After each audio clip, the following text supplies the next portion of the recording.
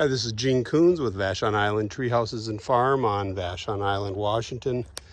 Just a quick video of a raised bed that I'm making. We have a big problem here with bindweed, which is also known as morning glory. So one thing I'm doing, we also have a problem with voles. So one thing I'm doing is going down about a foot on the edges. And I'm putting metal siding. I was able to get that from a demo project. It was free.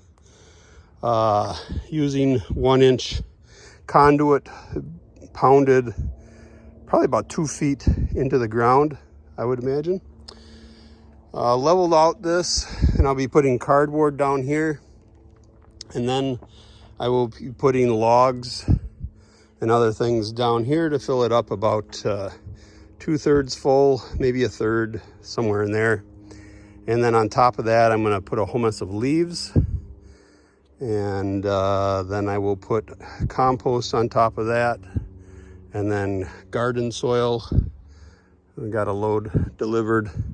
And then this is going to be our garlic bed.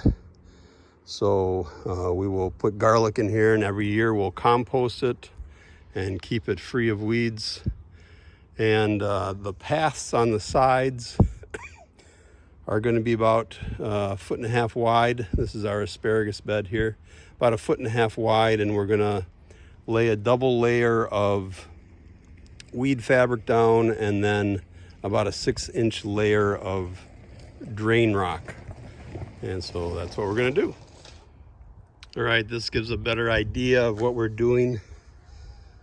Putting the cardboard down, and big logs in here, and then going up pretty high with leaves. I'm going up excuse me, as high as I am because I'm going to wet this down, and those are going to compact. Those are going to probably be down almost a foot. They'll compact pretty good, and they'll fill in all the blank spaces between the logs and stuff. I'm trying to go with mainly just leaves, trying not to get any grass in there except for dead grass. You don't want to get browns and greens going in this mix because I think it'll get too hot and it would probably kill the garlic. If it's just a bed that you're setting up for the first time and stuff like that, it'd probably be okay. But and without garlic, without planting something in it right away, like if it was going to sit for the whole winter before you plant it in the spring, that'd be probably cool. But right now I'm going to be planting right after I get done with this, so I don't want this to heat up. My compost pile heats up to about 140 degrees, and that would basically cook the garlic after time. So we're coming along. Got a few more logs to put in. Get those in probably this evening, and then go and collect some more leaves, and then we'll be putting the topsoil on. All right, so here we have the bed full of leaves as far as I want to go with it.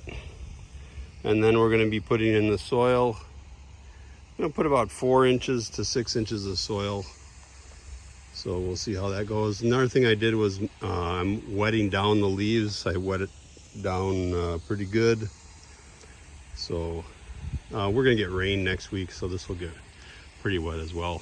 But time for the soil, and then we'll be planting. All right, here's one last thing I did on the garlic bed, these raised beds that are out of 4-foot siding. I put a center brace, and I put it down a bit so it's not going to interfere with the soil on top. Just a hunk of conduit. And basically what I did, I don't know if you can see this. This was Jan's idea. It was really good. Put a nail through the conduit about here, and that stops a bolt from going into the conduit. And then once I had that nail in there, I was able to smash the ends of the conduit down around the bolt, and that stopped the bolt from turning, so I could screw a nut onto it. So did that everywhere. That's pretty good.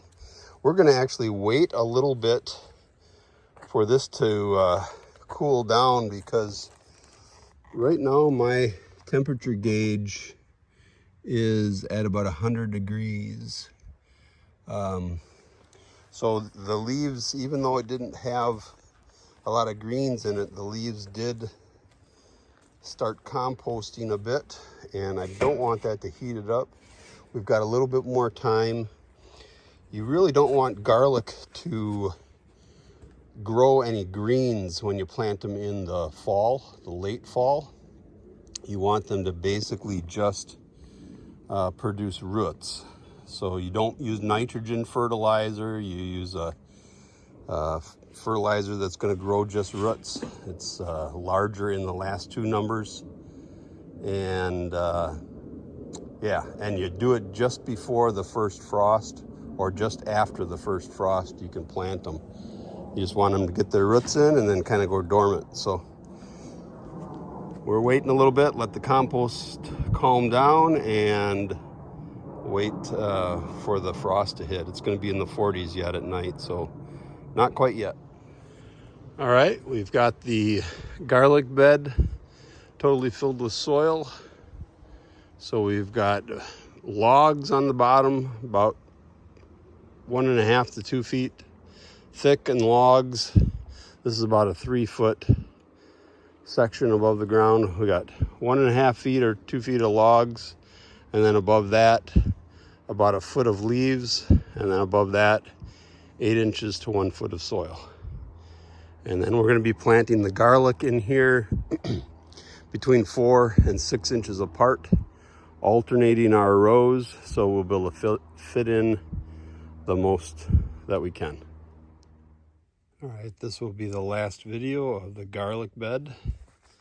I'm planting about 4 to 6 inches apart.